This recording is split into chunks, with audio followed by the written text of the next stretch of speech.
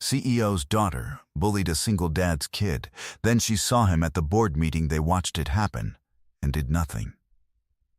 Clarissa Wentworth stood at the edge of the school's courtyard, surrounded by her usual circle, and pointed at the little girl sitting alone on the bench. "Is that her dad's lunch bag?" she said, loud enough to carry.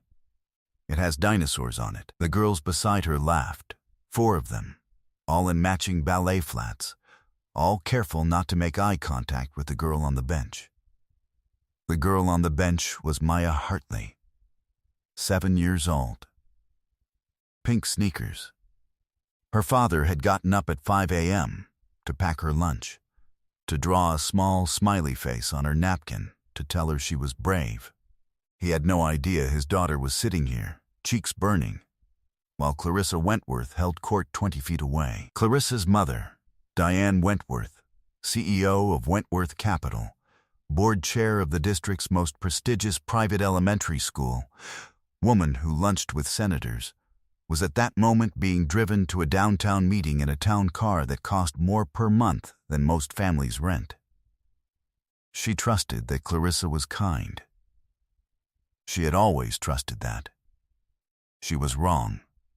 What Clarissa didn't know was that the man who packed Maya's lunch, who'd chosen the dinosaur bag because Maya was going through a paleontology phase, who'd drawn that smiley face in blue marker, was James Hartley, former Chief Technology Officer of Meridian Health Systems, the company whose board Diane Wentworth was about to walk into for the quarterly review. What none of them knew was that by the end of the week, Clarissa would be standing in her mother's office, watching Diane go very, very pale.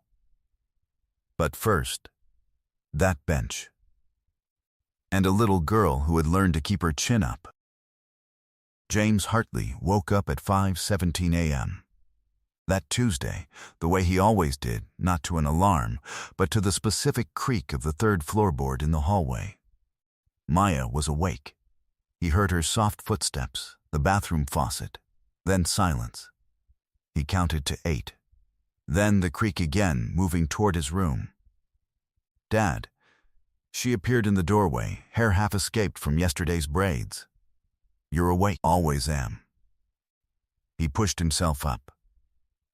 "Hungry?" "A little." He got up and they moved through the small apartment the way they'd moved through every morning for 4 years.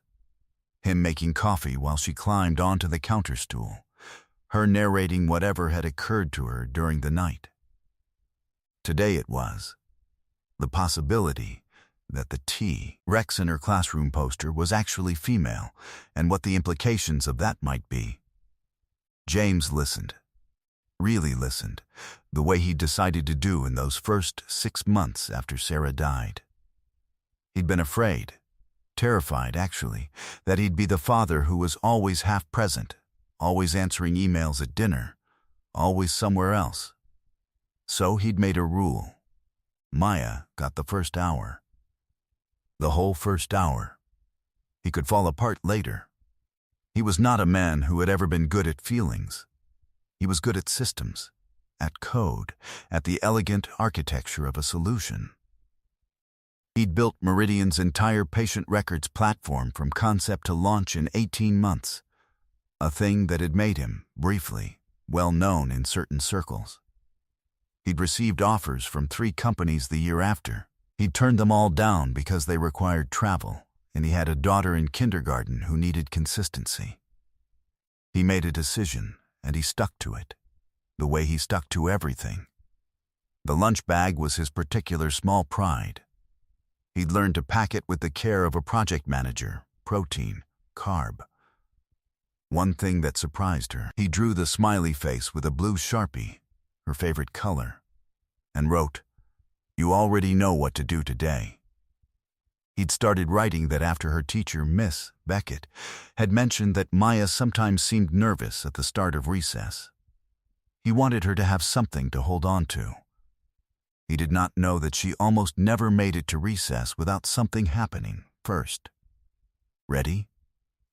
he said. Maya looked up from her cereal. A brief hesitation, something he'd noticed more these past few weeks. Yeah, he almost asked. He didn't. He was trying to learn the difference between checking in and hovering. It was, he had discovered, one of the hardest calibrations in the world. He dropped her at school at 7:48, watched her walk through the gates, and drove to his own building. He had a 9 a.m. call, a 10:30 interview panel, and a 2 p.m.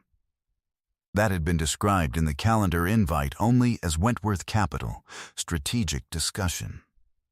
He didn't know what that meant. He'd assumed it was routine. He parked, took the elevator, and sat down at his desk. Opened his laptop. Looked at the photo he kept on his desk, Maya at the Natural History Museum. Mouth open in front of a full triceratops skeleton, arms flung wide like she wanted to hug it. He smiled at the photo, started working.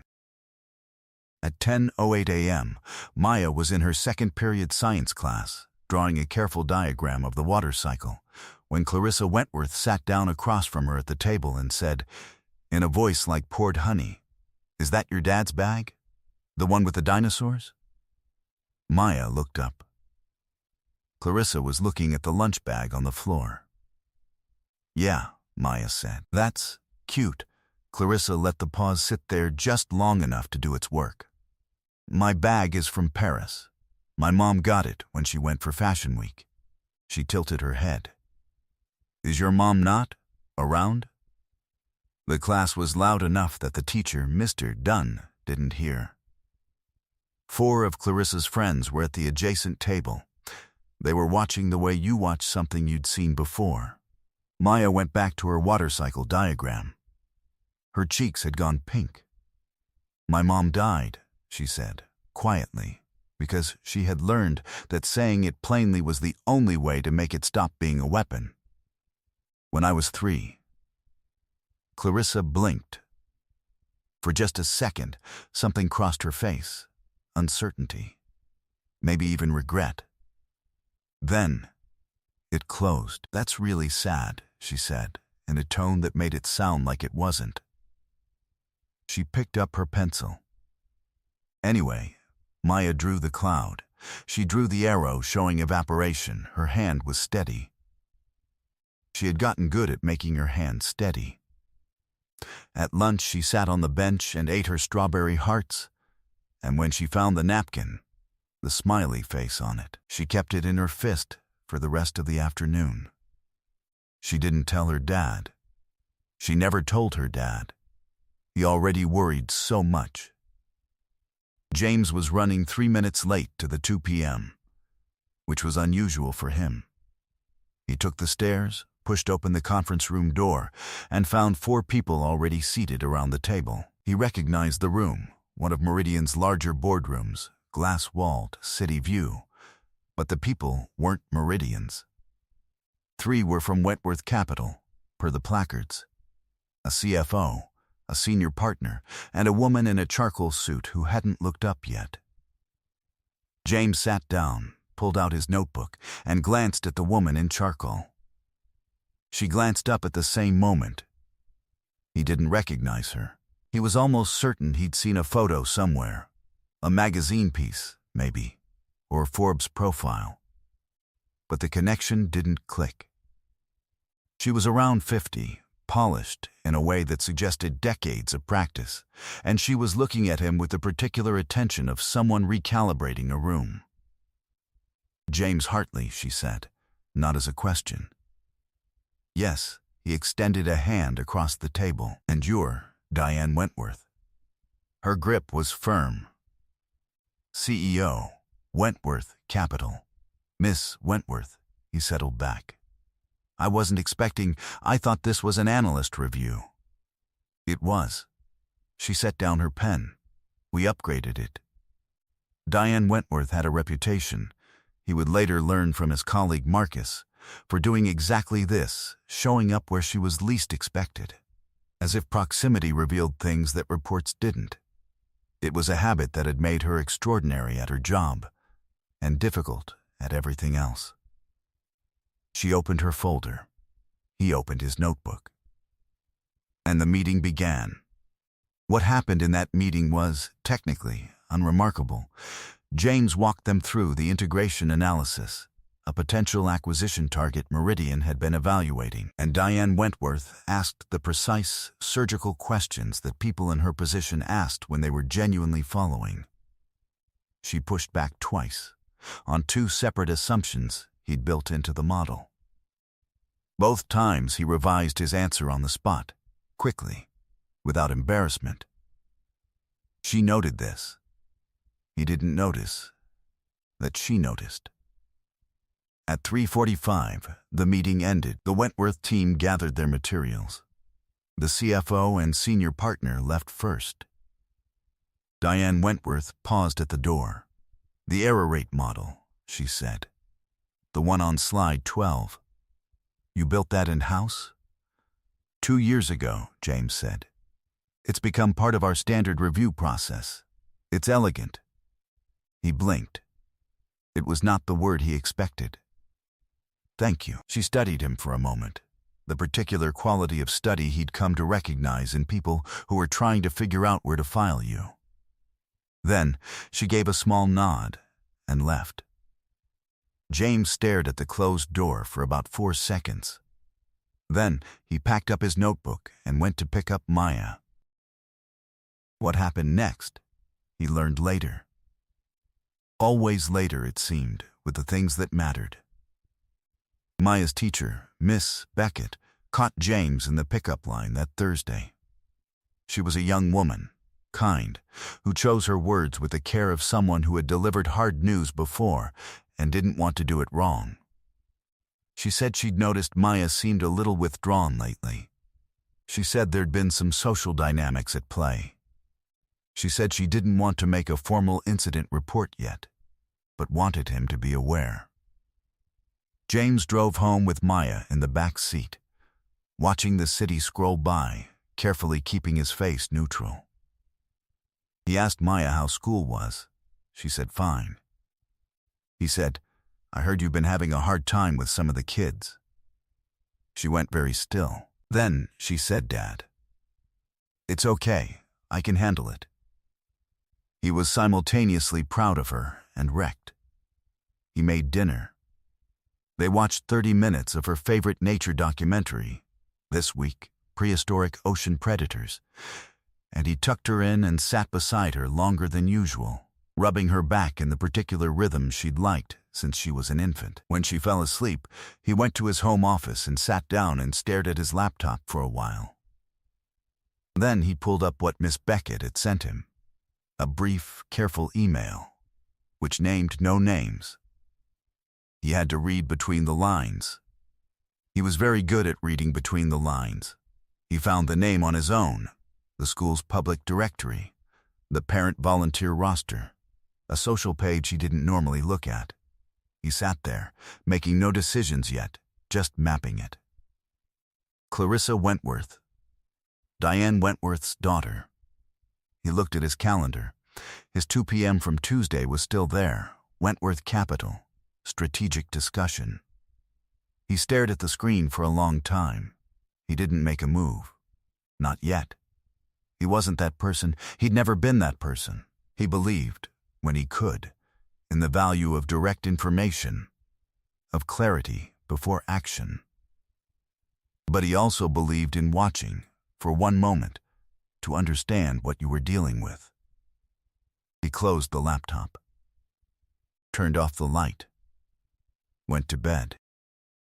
The following Wednesday, Diane Wentworth's quarterly board review was held in the Meridian boardroom. It was a routine event, 18 people, long table, catered sandwiches. James attended, as he always did for the full quarter reviews, in his capacity as CTO of the technology subsidiary. He arrived a few minutes early and took his usual seat, third from the left, and opened his laptop. The Wentworth Capital team came in at 9:01. Diane Wentworth came in at 9:02. She scanned the room, the way she always did, inventory of who was present, and when her eyes reached James, she gave a brief professional nod and sat down. He nodded back. Nothing in his expression gave anything away. The meeting proceeded normally for 45 minutes. Diane Wentworth was, as she always was, sharp. She asked uncomfortable questions and waited out the silences that followed them. She challenged the acquisition timeline. She approved the Q3 projections with a caveat. She was, James had to admit, exceptionally good at her job. Then came the school. It didn't come in the meeting. It came in the break, when Diane Wentworth crossed the room toward the coffee table, and James was already there, and there was simply no polite way to not speak. "How did the integration analysis land with your board?" he asked. It was a normal question. It had a normal answer. She poured her coffee. "Well, they approved the preliminary framework." A pause. "You prepared the analysis?" "I led the team, yes." She looked at him with that recalibrating look again. He had a feeling, which he couldn't entirely justify, that she was beginning to file him somewhere new. "My assistant mentioned," she said, carefully, "that you have a daughter. At Westbrook." The room was loud enough with other conversations. Neither of them changed expression. "I do," he said. "My daughter is there as well." The slightest tightening around her eyes. "Clarissa, I know," James said. The silence that followed was 3 seconds long, 3 seconds in which Diane Wentworth's coffee cup stopped exactly halfway to her lips. "You know," she repeated. "Her name came up," he said, "regarding Maya." Diane set down the cup. Her face had gone, not pale, but still. The particular stillness of someone who has just understood the shape of something they hadn't seen coming. "What happened?" she said. And here was the moment he'd thought about for 5 days. He could be the man who leveraged this, who made this professional. He could be the man who left it alone. He could be the man who said not here and made her wait. He was none of those men. "Maya doesn't have a mother," he said. "And some of the kids, your daughter among them, have been making her feel that this is something to be ashamed of." He kept his voice even. Quiet, factual. "Maya is 7. She has been packing the napkins I put in her lunch into her fist and carrying them through the day because they have a smiley face on them and it makes her feel less alone." He paused. "I think you should know. Diane Wentworth was a woman who had delivered bad news and received it. She did not flinch, and she did not look away." "When did this start?" she said. "About 6 weeks ago." She was quiet for a moment. Around them, the break conversation continued. Nobody was watching. Nobody had any idea. "I owe you an apology," she said, finally, "and Maya. You didn't do it. Clarissa is mine to correct." The edge in her voice wasn't defensive. It was something more honest than that. It was the voice of someone adding this to an inventory of failures she kept privately and would not forgive herself for. "I haven't been. She's been at school more than she's been with me. That's not an excuse. That's a fact I need to sit with." James looked at her. CEO, board chair, woman who lunched with senators, who was also apparently a mother who didn't know her daughter's cruelties. "I'm not asking for anything," he said. "I just wanted you to know." She picked up her coffee cup. "I'm going to handle this today." She looked at him directly. "James, I'm sorry." He nodded once. "Thank you." The break ended. They walked back to the table. He opened his laptop. She opened her folder. Neither of them mentioned it again. That evening, Diane Wentworth arrived home at 6:30 instead of her usual 8:15. Her housekeeper, startled, appeared at the kitchen entrance. Diane set down her briefcase and said, "Where's Clarissa?" Clarissa was in her room. She came out when called, sensing, the way children sense these things, that this was different. Diane sat down with her at the kitchen table, not in the living room, not in the formal dining room. The kitchen table. She'd read once that important conversations happen best in ordinary places. She started with a question. "Tell me about a girl in your class named Maya." Clarissa's face changed. The particular change of someone who knows exactly what they've done. What followed was 40 minutes, long, uncomfortable, honest, that Clarissa would later describe to her own therapist, years later, as the first time my mom seemed like a real person. Diane didn't raise her voice. She asked questions. She listened to the answers.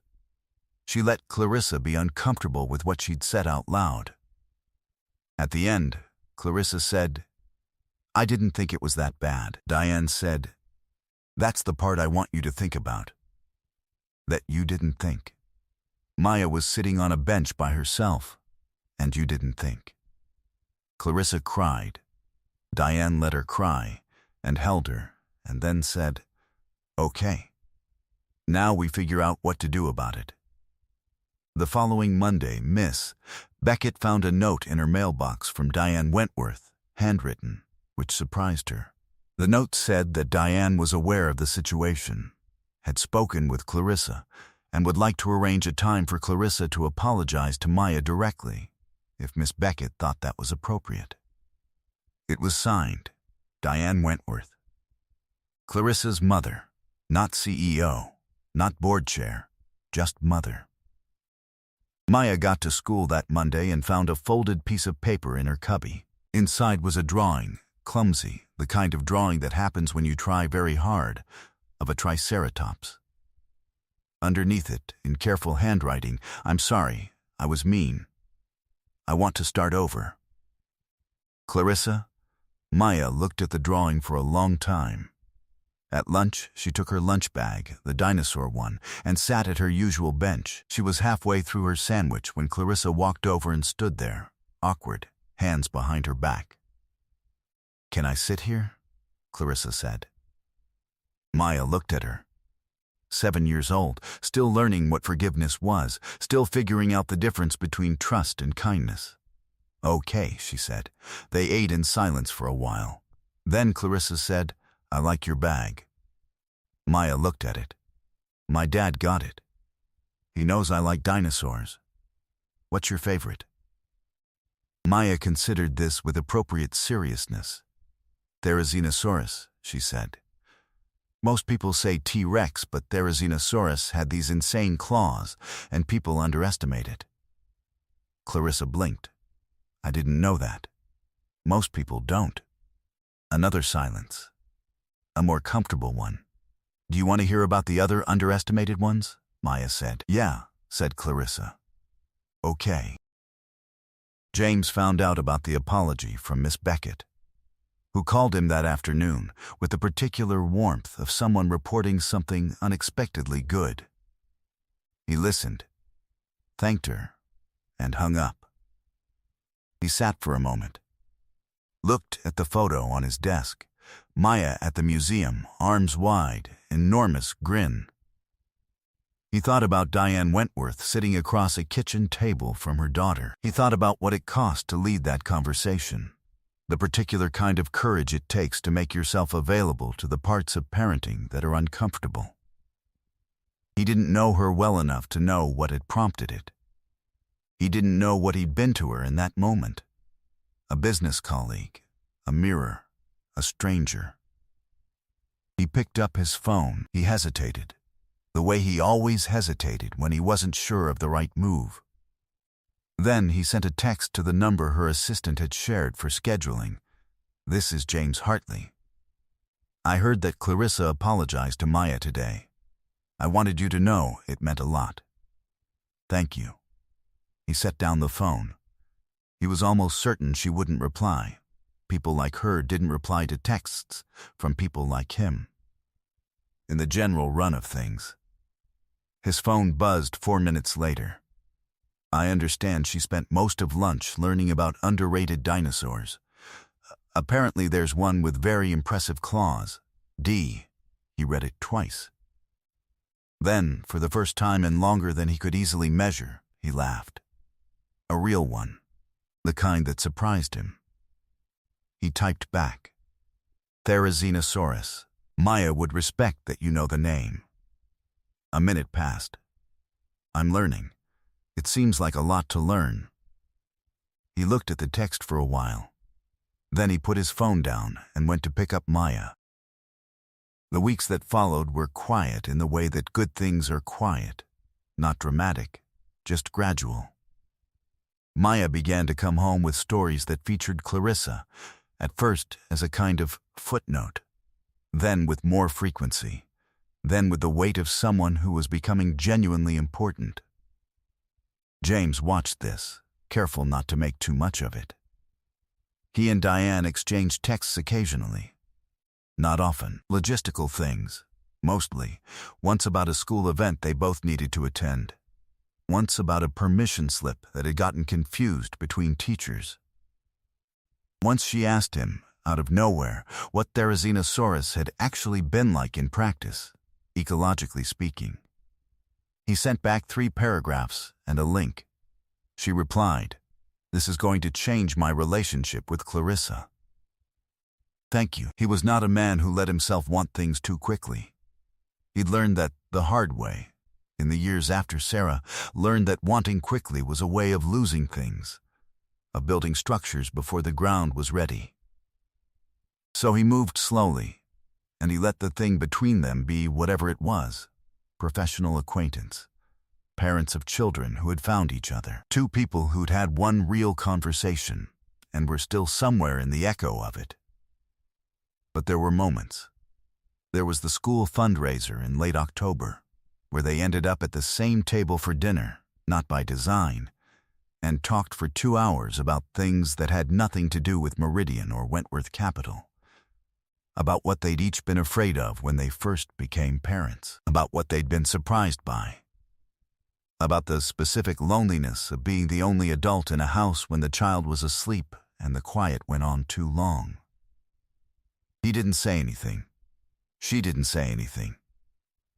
But when they left, she said, "Same time next week," as a joke about the next school function. And something in the way she said it was not entirely a joke. There was the afternoon he was picking up Maya, and Clarissa's nanny hadn't arrived yet. And Diane called him. Called, not texted, and said, "I'm 15 minutes away. Could you wait?" And he waited. And when she arrived, she was still in her work clothes and slightly breathless, and she looked at the 2 girls sitting on the steps trading dinosaur cards, and something shifted in her face that she didn't entirely have time to put away before he saw it. He noticed. He didn't say anything. There was the text she sent at 11 p.m. "One Thursday. Do you ever get used to it? The quiet after they go to sleep?" He'd stared at that for a long time. Then typed back, "I made my peace with it. It took a while." She'd replied, "How long?" "Still working on it. Some nights." A pause. Then, "Yeah, me too." He didn't sleep for a while after that. In November, Meridian's board approved the acquisition that James's team had analyzed. Wentworth Capital's vote was decisive. The deal closed in 12 days. At the closing dinner, a small, formal thing in one of the city's older restaurants, James and Diane were seated by the arrangement of the board chair, across the table from each other. Not next to each other. Across, she'd worn a different color from her usual charcoal, and he noticed, and looked away before she could notice that he'd noticed. Midway through the meal, the board chair made a toast and mentioned James by name, for the quality of the analysis. James acknowledged this with the minimum required gestures and looked down.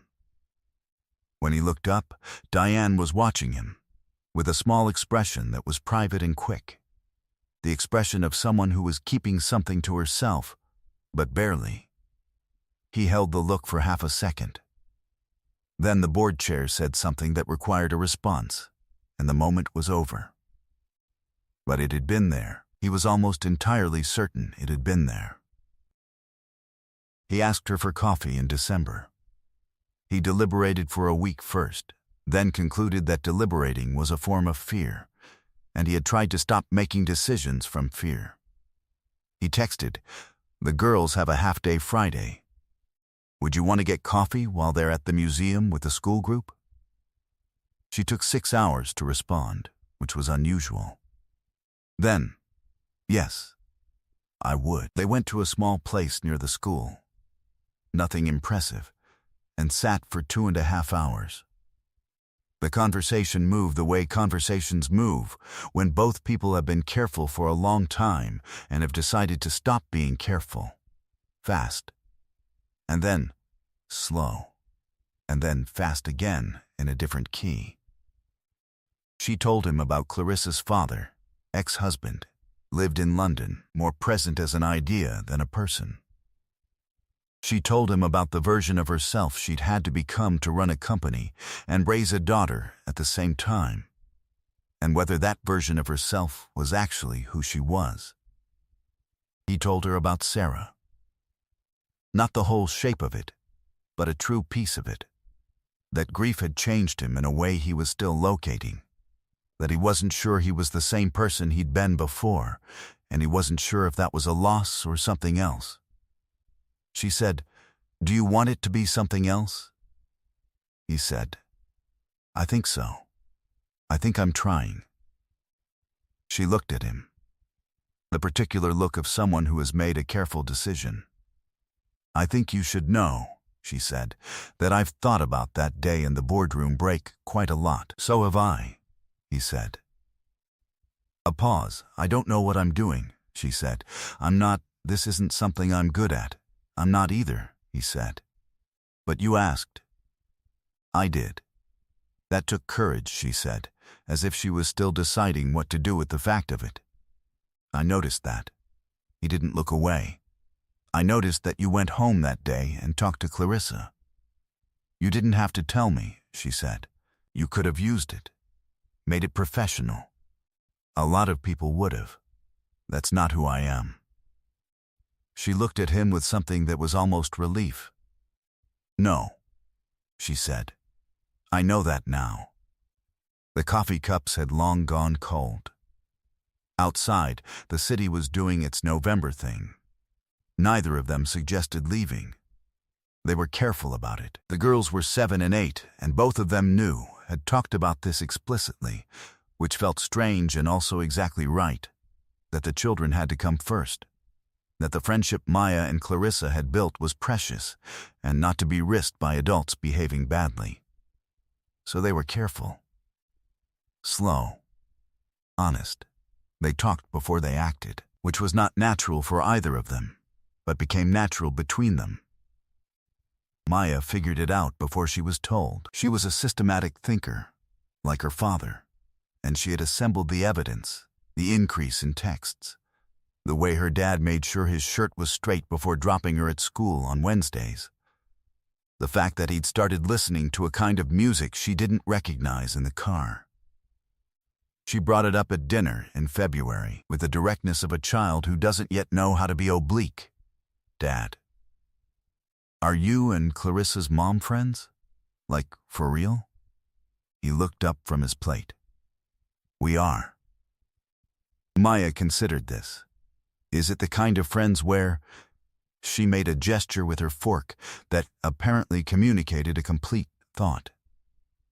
"Maya, I'm just asking." He looked at her, at the child who packed her own grief into her fist and held it quietly, who had decided to give a girl who'd been cruel to her a second chance because someone taught her that grace was a choice. He loved her more than he had words for. "I like her," he said. "We're figuring out what that means." Maya ate a piece of pasta. "Clarissa says her mom smiles more now." He didn't say anything. "I think that's good," Maya said, with the verdict-rendering tone of a 7-year-old who has considered all the evidence and arrived at a conclusion. "She's been sad for a long time." "Yeah," James said. "I know. So have you." He looked at his daughter. She looked back, steady, clear-eyed, a girl who had learned to keep her chin up. "Yeah," he said. "But it gets better." "I know," she said. as if this was obvious. I figured that out. In March, on a Saturday, the four of them went to the Natural History Museum. It had been Maya's idea, and she had presented it formally, with a list of the exhibits she intended to cover and an estimated time for each. Clarissa had added 2 exhibits Maya hadn't included. They'd negotiated and arrived at a final itinerary. They walked through the hall of prehistoric life, Maya ahead, explaining things with the authority of a junior docent, Clarissa asking questions with genuine interest that had grown over months into real curiosity. James and Diane walked a half-step behind, not holding hands, just close. The particular closeness of 2 people who are still being careful but are finding it easier. At the Therizinosaurus exhibit, Maya stopped and turned around to face all of them. "Okay," she said. "This is the most important one." She delivered her explanation with authority. When she was done, Clarissa said, "Can I ask something?" and asked a question that was genuinely good, the kind of question that shows you've been listening. Maya's face opened in a way that James recognized from the Natural History Museum photo, from the photo on his desk. "Yes," she said. "Exactly. That's exactly right." Diane glanced at James. Something quiet in her expression. He found her hand, then, briefly, just briefly, and she let him. And then they both looked forward again at their daughters, who were deep in the particular conversation of children who have found each other's frequency and are not going to stop. It was not a dramatic moment. There were no speeches, no revelations, no room full of people watching. It was just 4 of them in a museum hall on a Saturday morning, the winter light coming through the high windows and the sound of 2 little girls in serious debate about the nature of claws. James Hartley stood in that light and felt something he had been careful not to name for a long time. He decided, quietly, to let it be named. Outside, the city moved in its ordinary way. Inside, things were already different. Some distances, once crossed, become the ground you build on.